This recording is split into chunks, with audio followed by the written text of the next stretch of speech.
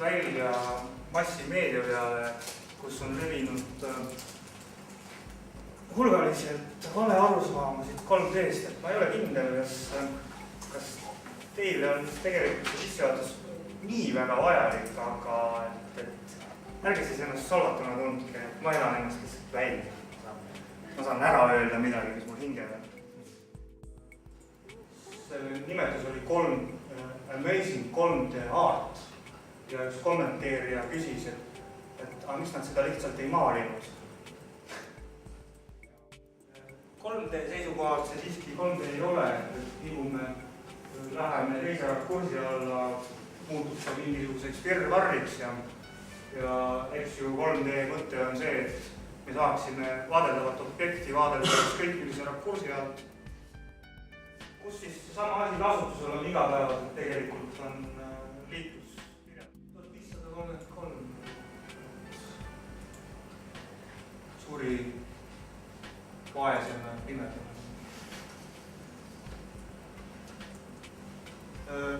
Kui lähme natuke veel tagasi, et kui vaatlema minna selle koha pealt kuskil lae all, kus see kunstnik on seda sinna lappi joonistanud, siis see on nagu valede mõõtudega. Aga koopa põrandalt paistab see nagu õiges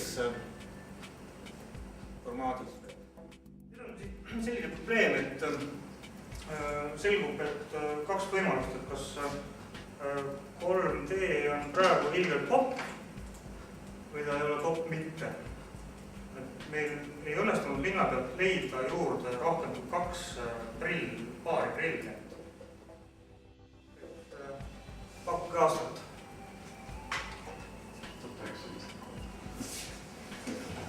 Kas ma keskisin sellele öelda, kes teab?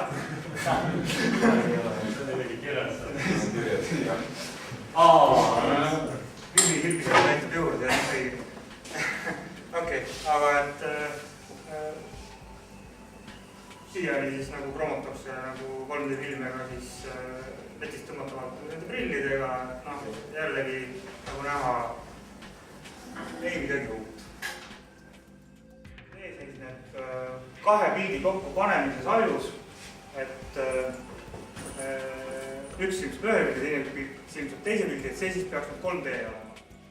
Aga idee on siis ka see, et üks silm näeb ühe inimese poolt näost, teine silm näeb teise inimese poolt näost.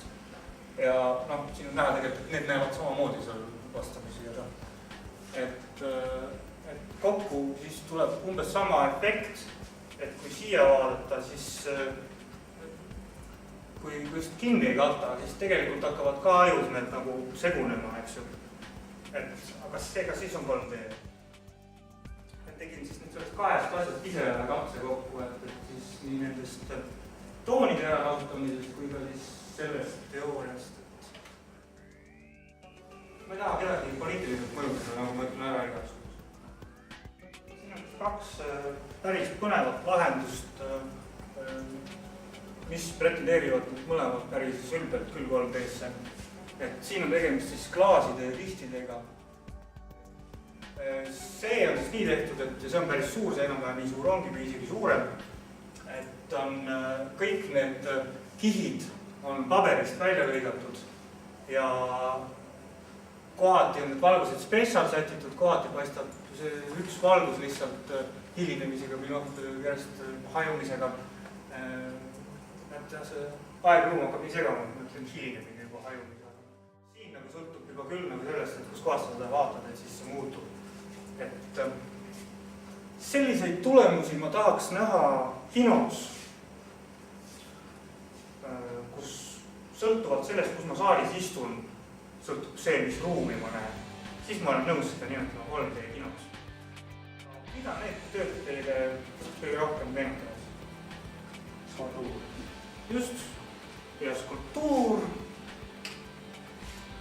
on meil leitud 30 000, 40 000 aastat tagasi, siin pool on siis lõvimees, siin pool on hästi tuntud Veenus, kõik need seal. Ja Saksamaalt leitud, Saksamaa tuntud progressiivne tehnikariik. Nii et ma loodan, et nad siis jõuavad ikkagi lähema 30 000 aasta jooksul selle 3D kinoni ka. Kui sa oled professiooni poolest ühe valdkonna esindaja, siis on hea olla kursis ka nende teiste valdkondadega, mitte asjatundjana, vaid kui lihtsalt, et silmaringi vähenduse mõttes, sest siis sa teed ka enda asja sügavamalt ja põhjalikumalt. Ja nüüd siis näitamas, et ma ka natukene matemaatikute teemasse julgen puutuda, on see, et kuidas teile Molips meeldib? Tegelikult ma vihkan lipsu sõlmega. Matemaatikud on välja töötanud lipsu sõlmega generaatori, mis arvutab siis teatud hulga, kuidas on võimalik lipsu sõlme teha. Ja neid võimalusi on üle 177 000. See on üks neist. Tänan.